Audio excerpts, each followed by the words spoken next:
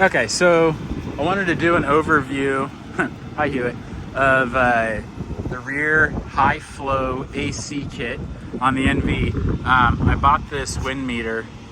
It's getting a little windy outside here in Phoenix.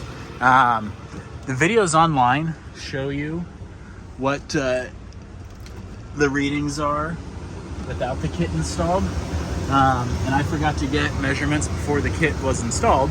And so I'm going to just show you what it is we're getting now.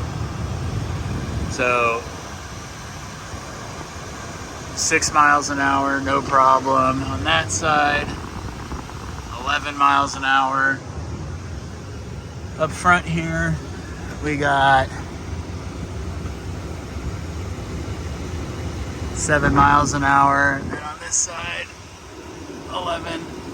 So it definitely blows more, like significantly more.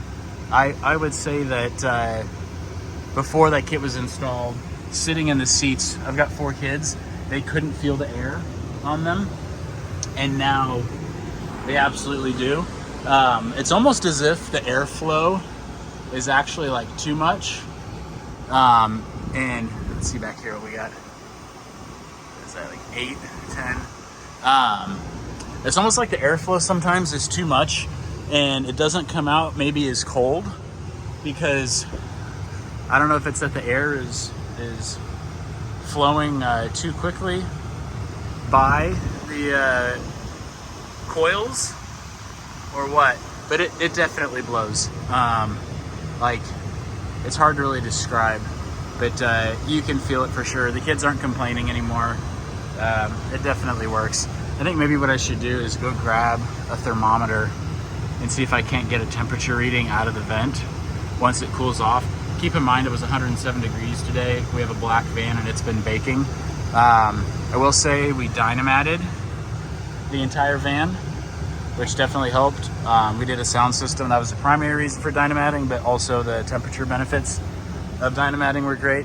And then we used the Reflectix, which is what's recommended by the manufacturer, Joe, if you have a black van, so that way the 3D printed components that basically connect the ducts together don't melt. And so we have the Reflectix installed. You know, I'm using a different meter than Joe is in his videos, so his 40 mile an hour or whatever it is, you know, maybe that would repeat. But I can say this much, I wouldn't need it to be blowing any more than it is. It's already kind of excessive and pretty noisy just because of how strong it is. So we mostly keep the temperature dial at about there. That seems to be a sweet spot for keeping the kids cool, and having the air not just completely blast them. So yeah, you know, the one thing I'd say is that there'd be some benefit if you can see up inside here. There's nothing that's funneling the air from coming out the vent. It can kind of just go into the headliner.